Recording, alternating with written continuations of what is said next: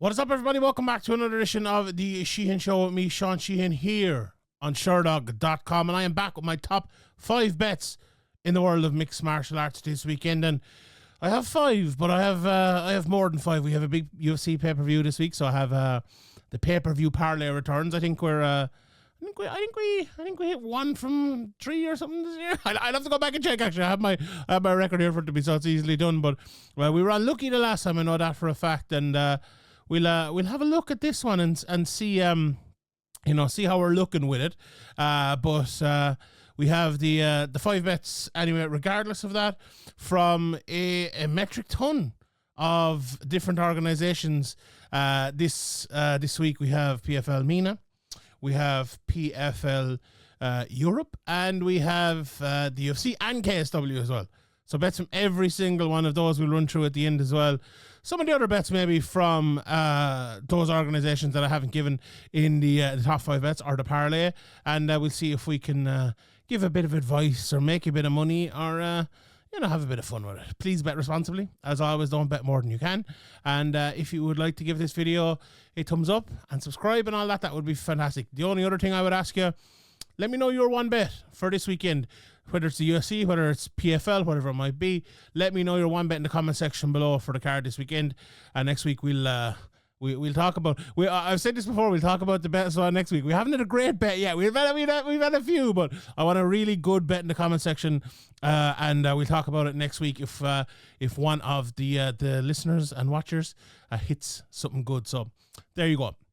But before we get to this week, we always have to look back at last week. And again, another 50-50 sort of week. The last 3 weeks in a row have all been 50-50 weeks. And you know what? We'll take them. We'll take the dubs where we can get them, I suppose. The L's first. Let's talk about them. I had Bonical to win by submission. God, that went kind of wrong, didn't it? It was funny. For the first time in a long time, I decided, after covering PFL, you know what, I'm going to go to bed now and I'll wake up and I'll watch the UFC. And I woke up like 8 o'clock in the morning to watch the UFC. And I actually have a Dutch friend, and the only thing I looked at on my phone was my WhatsApp, and I had loads of Dutch flags. So I kind of half knew, but I was thinking, oh, maybe he sent them before the fight. But no. I'm not very harsh on young lads when they lose fights, but I was pretty harsh in the aftermath talking about Nickel. This was a woeful performance, and I don't think I'll be betting on him again for a while, but we'll see anyway. The other ones that didn't hit, Corey Sandhagen win by decision. Again, an injury, a little bit unlucky, but Sandhagen caused it. So I think while I was watching the fight live, I was like, oh, there's a good bit of damage being done here, but this fight is kind of rolling to a decision here. I'm like, okay, happy enough. And then obviously got to finish some. A little bit unfortunate with the injury. And the other one I think was very unfortunate was Carl Moore. He got hit illegally. There really should have been a point taken. Now, he wouldn't have won the fight anyway if the point was taken. It would have been a majority draw, I believe. But that illegal strike really, really changed the fight. So we can count ourselves a little bit unlucky there. But the two that did hit, we had Simeon Powell. I did it again. Simeon Powell, minus 172. Not the best price in the world, but we'll take it. And the minus 165 for the double of Popov and Romanov. When both of them can hit, it's pretty good. Although that's the luckiest bet of the year so far, because in my opinion, Popov lost that fight. So yeah, not. I'll be honest, not a great week last week. We got lucky in one, we got unlucky in the other. So we'll take it, and we'll bounce on to next week. The results so far overall: 35 from 72, a little bit under the 50%. We want to improve that, and only the one flyer hit so far, but that was a good one. So we'll take it again. Right. Let's get into it. So again, I said at the start, a few different bets this week, and we're starting with the two most different ones. So let's start with them first. So I'm going to give you, as my first bet of the week, a main event treble, and I'm going to give you the main event of PFL in Belfast, PFL MENA, and KSW. Right. So I'm giving you Paul Hughes, Salahdine, Parnasse, and Mohsen Mohammadseifi, all to win. The odds, I'll give you the exact odds next week, right? Because the PFL MENA odds were a little bit late coming out. I'm not 100% sure. Mohammadseifi is my only PFL MENA bet so far here. Around even money. This treble is going to be around even money, maybe minus 120 or something like that. we'll give, as I said, I'll give you the exact number next week. If you're listening to this, by the time you're listening to this, you probably have the ability to get the 100% proper price. So I don't want to give out a wrong number, but around even money. All of these lads as well, they're around the minus 400 to minus 500. Sorry, they're around the minus 480 to minus 500 type of mark. Again, the Mohammadseifi one, not 100% sure of it, but hopefully that exact mark will be out soon. But I'm throwing all of them in together anyway, because I think all three of them have a really, really good chance of winning. First of all, Parnasse in against Zielinski. At lightweight, I think back down. Obviously, he's fought around. He went back down previously, but he fought at welterweight. Obviously, we know he fought at 145 as well. I probably think 155 is his best weight class. I think, again, what else is left to say about Salahdine Parnasse? I think his control, his ability to just win in all areas is the big difference maker between him and, I'll be honest, most people fighting in the world, but also, definitely most people fighting in KSW, or definitely most people who are fighting in the division that he decides to fight in or putting up against him. No, not always, as we know, but it's one of those ones where I think, I think if you were asked, or if I was asked to name the one fighter in the world who, and this may be a little bit foolhardy out of me now, but name the one fighter in the world who you would say, right, his next fight is coming up. I want to bet on him. And he's going to win, and I can maybe throw in the parlay, or he's a sure thing. Salahdine Parnasse would nearly be always the guy to do it. Like, again, he's only lost to Adrian Bartosinski and Daniel Torres over the last ever. But since he's been a KSW, I suppose, stalwart over the last 6 or 7 years, beat Torres in the rematch. Bartosinski's such a great fighter, and that was, as I said, up a weight class. I just think Zielinski at 25-9 has a very, very good record, but he lost last time out to Wilson Varela, who Parnasse took care of pretty early. He feels like just kind of the next guy in line, so I really fancy Parnasse to win in that one. And then Paul Hughes, Paul Hughes, I think, out of these three is the riskiest fight. I think Bruno Miranda is a very, very good fighter. Look, the pick is definitely Paul Hughes. I definitely think Paul Hughes will win, but Bruno Miranda comes for your head. He goes for those big shots. He lets it all go, which is a dangerous, dangerous prospect to have in front of anyone, whether it's Paul Hughes or John Jones or GS, anyone. But I think Paul Hughes, he's fighting in front of his hometown, which I don't know, is it a good thing or a bad thing against a guy like Miranda? I would say probably a bad thing, but I think he is smarter than that. He's smarter than to get carried away in that. He needs to control in this fight. He needs to utilize what I said all week about this fight. Paul Hughes is the faster guy. He needs to utilize his speed. Whether he's fighting off the back foot and being more cagey, or he's going at him, be first, be quicker, be last, don't get hit. I think that's the way Paul Hughes fights anyway. So if he takes that mantra into this fight, fights to the best of his ability, he should win. But again, I know I'm giving you my bets here. I'm trying to convince you why to bet in them. But at the same time, I said this to Paul as well when I interviewed him a couple of weeks ago. And if you haven't checked that interview out, please do. The next fight after the almost fight, he almost beat Usman Nurmagomedov. It's always a tough fight. But he said to me, I'm fighting in front of my home fans. That's the motivation. We're not talking about Usman now. We're not talking about title shots. We're talking about me in Belfast in front of my home. Not he's from Derry, but he's adopted hometown. Let's put it that way. And it's not too far away from his hometown. Massive for Paul Hughes. So I think he'll get the win there. And then Mohammadseifi, I really, really like this guy. Again, his opponent is not a bad fighter at all. In LCC, I've watched a good bit of him, and I have the preview out. If you haven't seen the PFL MENA preview, it's already out, so please check that out. But Mohammadseifi looked so good last year. Obviously, he won. He's back into the field. His title at lightweight. I find it very hard to see anyone being plucked out of obscurity like he was last year, and they've done. I'll just put this out there. They've done a great job plucking lads out of obscurity, but I find it very hard for it to happen twice and be as successful a second time as it was last year with him.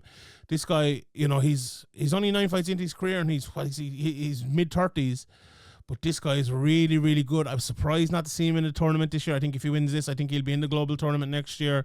Really, really good. He beat George Aiden his last fight, championship fight last year, and he outstruck him. And George Aiden's a really, really good striker. Mohammadseifi, I always describe him as a Hector Lombard-like guy. Bit like a fire hydrant. As Jimmy, what's Jimmy's second name? Oh my God, I can't remember his name. The WWE Bellator commentator, Jimmy. Oh, I can't remember it. That'll kill me. But yeah, him, as he used to always say, bit like a fire hydrant, and that name is killing me. Jimmy, what's Jimmy's second name? Anyway, but his striking has come along so much, and his wrestling is always going to be there. I think he'll utilize a bit of both here, maybe against Ahmed Al-Sisi, who's a good all-round fighter, young up-and-comer. I think against anyone else in this division, I'd give him a chance, but against Muhammad, or Mohsen, Mohammadseifi, sorry, I don't. So that's the first bet of the week. Mohammadseifi, Parnasse, and Hughes, treble at around even money. Right, bet number 2, where this is another one, a little bit odd. We're going for a double of the Aldo Zahabi and Valentina Shevchenko Manon Fiorot fights, both to go to a decision. So, again, Aldo Zahabi to go to decision, Valentina versus Fiorot to go to decision. A double of that, minus 138. Those were honestly probably the 2 first bets I thought about this week. Do you know what? This is going to be that's my prediction, a long main card in the UFC. I fancy all but one of the fights to go to a decision, to be honest. But I doubled those up. The reason for it, I think they're both very even matchups.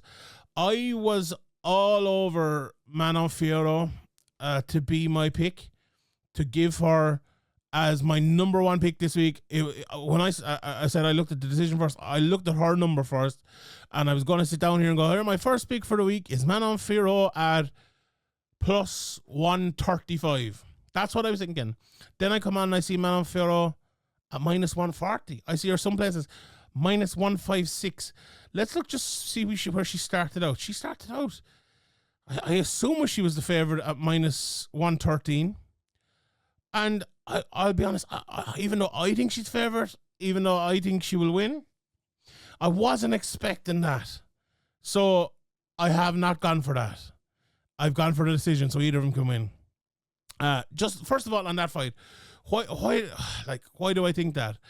I think at 37 years of age, 29 fights into her career, having lost Alexa Grasso, then drew with Alexa Grasso, then obviously beat Alexa Grasso. That's the last 3 years of Shevchenko's career.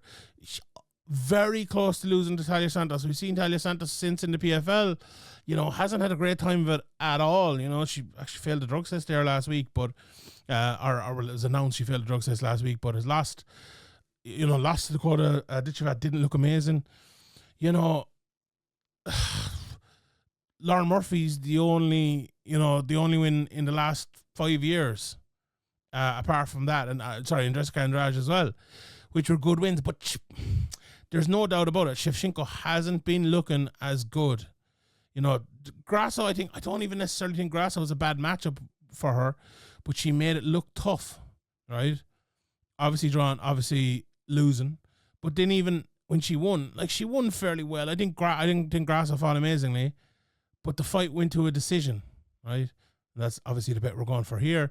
Shevchenko has a lot of decisions in her career, 11 decisions total. 3 of the last 4 have gone to a decision, so there is that in it.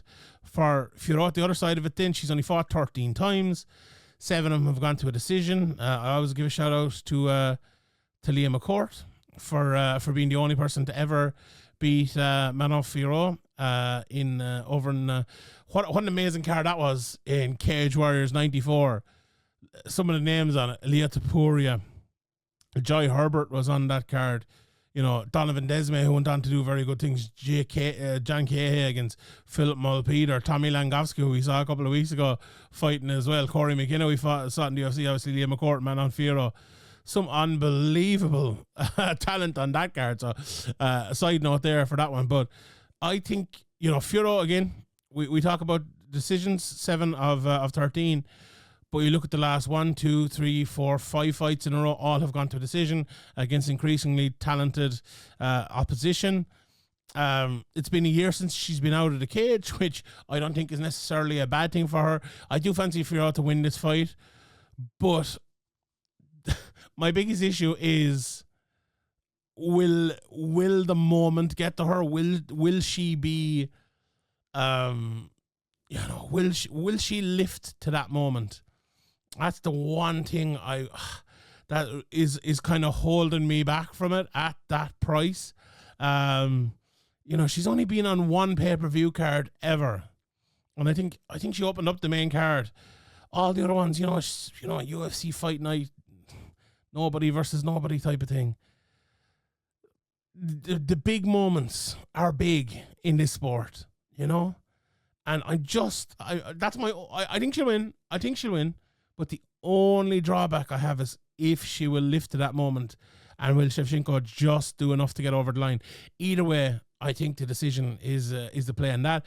And then the other fight we're talking about going to a decision is Aldo and Zahabi. Again, two lads who, especially Jose Aldo, who's a lot of decisions over the years. 18 decisions in his career, including the last 1, 2, 3, 4, 5, 6 in a row, all the way back to 2020. Zahabi has 5 decisions in his 12-fight career. 3 of the last 4, the last 2 in a row, all have gone to a decision. The question here is, can Aiemmann Zahabi, I suppose, reach the level of Jose Aldo? I think the reason I'm gone for this to go to decision really is because I think Aiemmann Zahabi is a really, I don't know if this word translates from Ireland over, but we go with it anyway. He's a very cute fighter.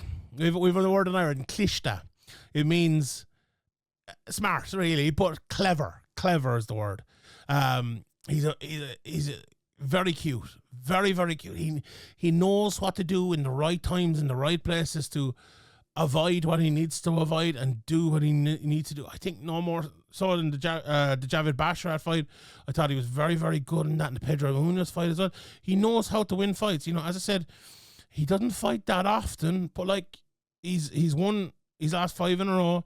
It's 2019, 2017 where his last 2 losses, his only 2 losses.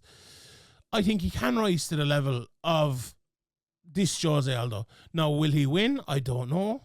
But I'm not giving that big. I'm just giving the fight to go to a decision. But I think it's going to be an even fight. I think Aldo, someone probably says this for every Aldo fight, but I think kicking the leg would probably be wise here, because I do think Zahabi will fight a touch outside, maybe try to come in, all the way in, all the way out type of thing against Aldo. You definitely don't want to stand in the pocket. I think what Zahabi is really good at too at times is that kind of the jab and the hand behind it, or the combinations in and out. But again, all the way in, all the way out. That will frustrate Aldo.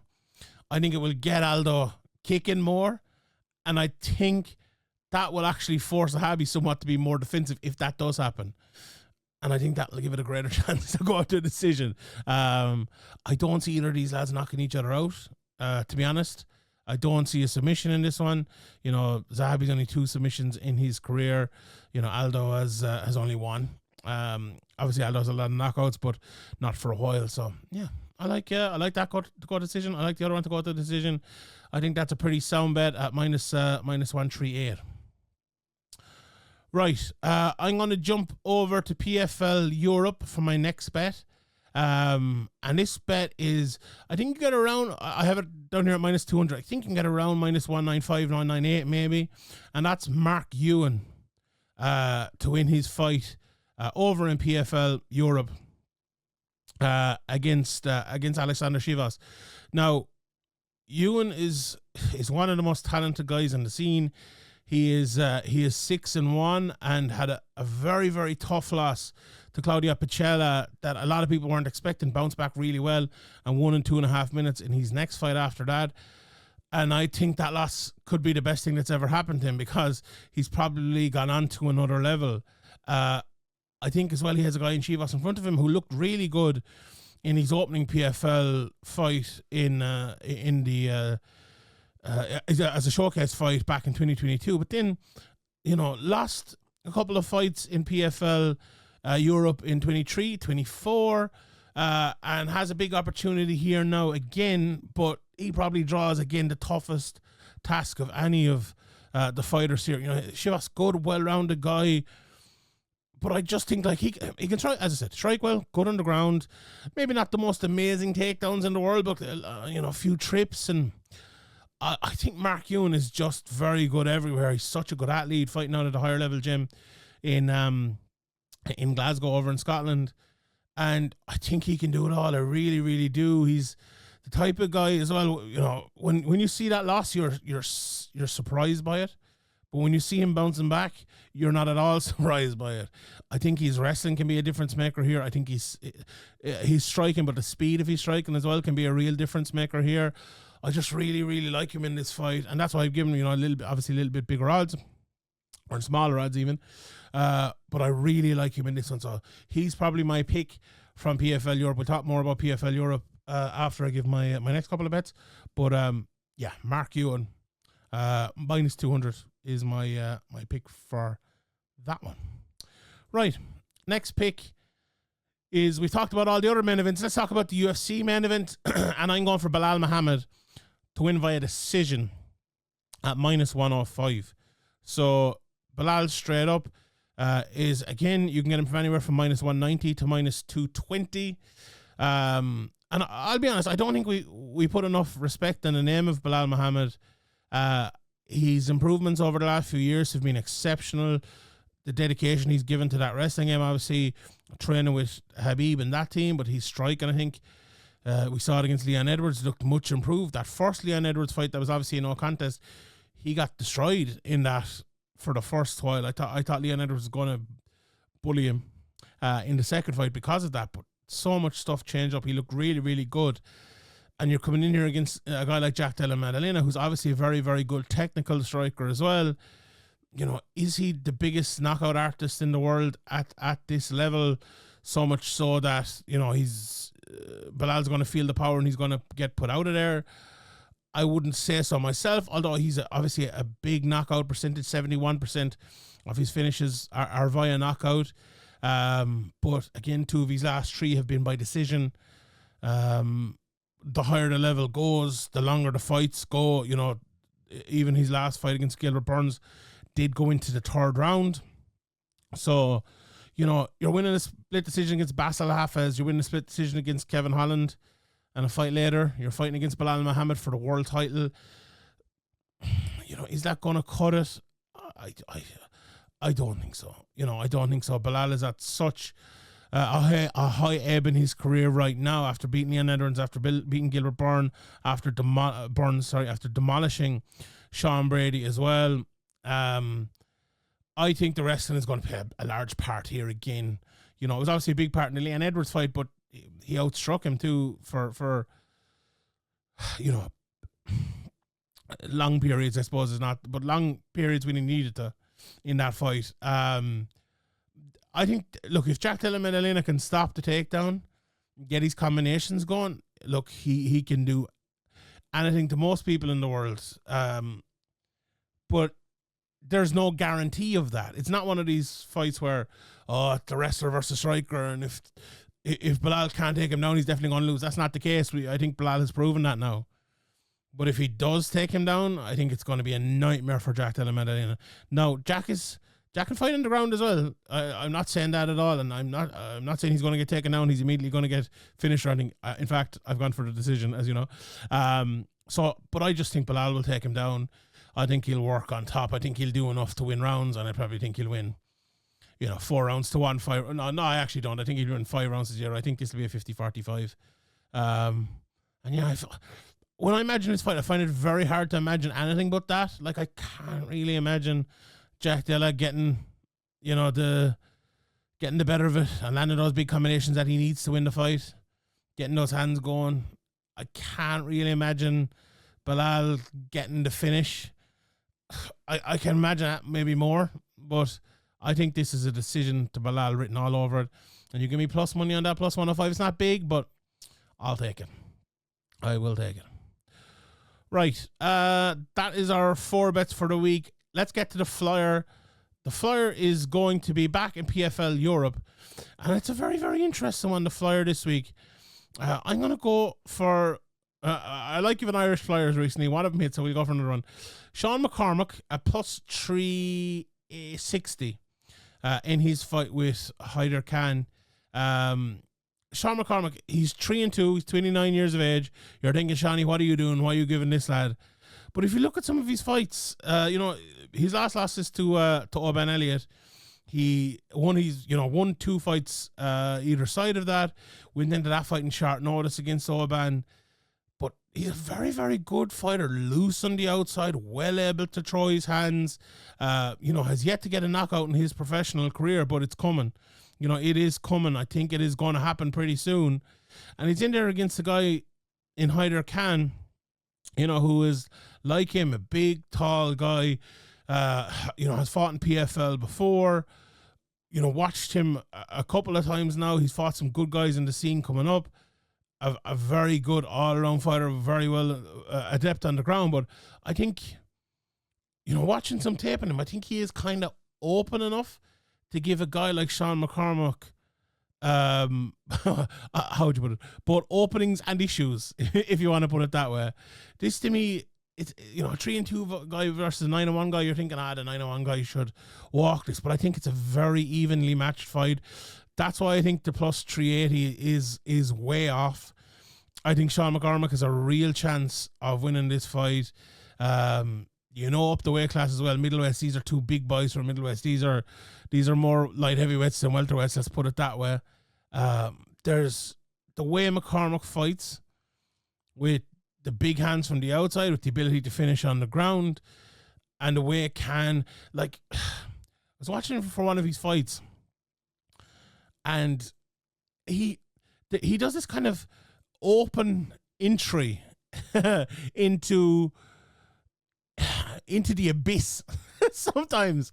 And I'm thinking to myself, when that goes up in levels, now again, he's 9-1, he's done great in his career, no doubt about it. I'm not talking down or anything. He's a very, very good fighter. That is going to be an issue, I think, at some stage. And I think a guy like McCormac could very, very well expose that issue. And a plus 360, I'll definitely be having a look at that. So those are the top 5 bets. The pay-per-view parlay we are going for is, again, around about plus 387. Around about plus 387. I'm going for Belal, Saint-Denis, Malott, and Marc-Andre Barriault. Obviously, we talk about Belal. The Benoit Saint-Denis fight, obviously, he's taken on short notice. Talking to a couple of lads who...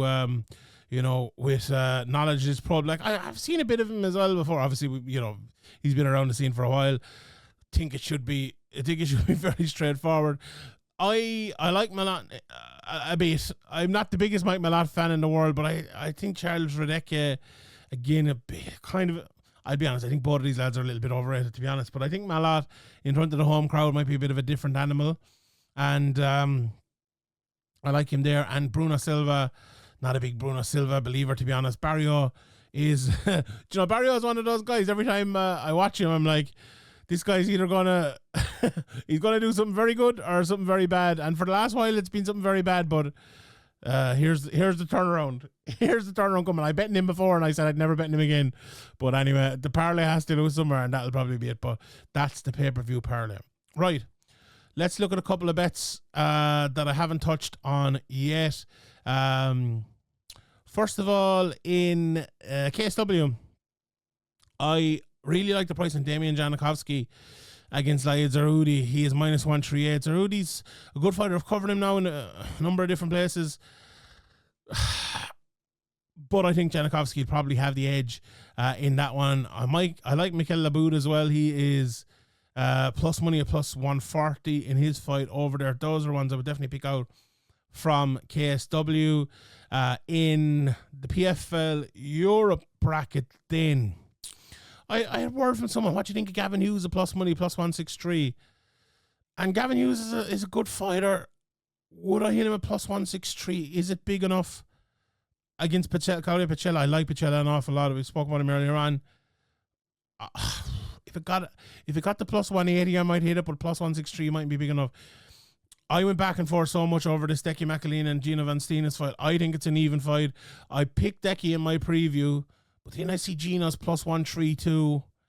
Decky's minus 182. I definitely wouldn't back the plus or the minus 182. That's too bad of a price. I picked Decky to win. If I had to bet now, I'd probably pick Gino, which is, is that betting 101 there. Connor Hughes in is a good enough favourite. I like Connor in a parlay. I know I gave my pay-per-view parlay, but if I was doing a parlay on all fights, Connor Hughes would be one I would definitely have in it. I like him against that opponent. I think that minus 275 price is actually okay as well. We spoke about Mark Ewen. We spoke about Paul Hughes. Lewis McGrillen against Alan Philpott. He's only minus 1,000. Lewis McGrillen, I think he probably should be minus 2,000, minus 3,000. I think that's probably very favourable there. And again, John Mitchell, minus 186. Print is a good fighter. Only 4 or 5 fights into his career. Tough to know on that one. I think he's the pick. I think the Irishman is the pick in John Mitchell. But tough to know how good Print is going to be, But yeah, I would definitely jump with Mitchell in that one. And in the UFC, Brad Katona against Alcman is minus 150. Sorry, plus 150, but the minus 165 for Bezat over there, probably the bet, I would say, on that one. Ivan Arslan is a bit of an underdog. Probably going with Sterling, and that most people are. Kutalaba Bukowskis. Let's see the under price on that. Under 1.5 rounds. Love it. Minus 120. Fight goes to decision. Plus 163. That's not happening. Do we have a price on fight ins via knockout? Let's see that. Fight ins round 1 or round 2. Minus 129. Love that. Fight ins in TKO in round 1. Plus 195. Love that. Lot of money. Lot of money to be made here. Who do I think will win that fight? Do you know what? I'll just go with Bukowskis. Bukowskis knockout plus 260. I think he might have turned the corner in his career. I'll go with Bukowskis in that one. What about this as an underdog as well? Jessica Andrade against Yasmin Yazdavicius. I like Yasmin Yazdavicius as well, but as good as she has gotten, as much as she improves, I think she has a ceiling. And I think this might be the ceiling. Plus 235 for Andrade. I'll be honest. I was going to give it as one of my bets, and I kind of backed out. I was like, no, I don't. I've done this before, but I like Andrade at plus 235. We spoke about the next 2 fights. Alexa Grasso as well. She was the champion only a couple of months ago. She's plus 200 here against Natalia Silva. But I think that's probably about right. And then Aldo at minus 218. Zahabi at plus 186. Again, I think they probably have that just about right. I'd probably back Aldo to win, but I like my fight to go to decision. I would say the same about Fiorot, Shevchenko. Although I look at Firot's number minus 140. I look at Shevchenko's number plus 122, and I want to avoid both of them like the plague. I'm like, no way. No, I don't know who's going to win that fight. Really, really. Fiorot, but I don't know. And then Belal against Jack Della. Like Belal minus 190. you have to bet that. If you're betting straight up, you have to bet that. As I said, I like the Belal decision. Fight to go to decision, -158, pretty good price there as well if you fancy that. So there you go. Those are the bets for the week. Let's recap them again. The first bet is a treble of Hughes, Parnasse, and Mohammadseifi around evens. The bet number 2 is a double of decisions for the Aldo fight and the Shevchenko fight, both to go to decision at -138. Then we have Marc Ewen at -200. Over in PFL Europe, we have Belal Muhammad to win by decision at +105. And in the Flier of the week is Sean McCormac at +360 to win again over in PFL Europe. Plus, we have the pay-per-view parlay at +387. Muhammad, Denis, Malott, and Barriault. All right, everybody. Thank you very much for tuning in. My name is Sheehan for Sherdog.com, and I'll see you all next time.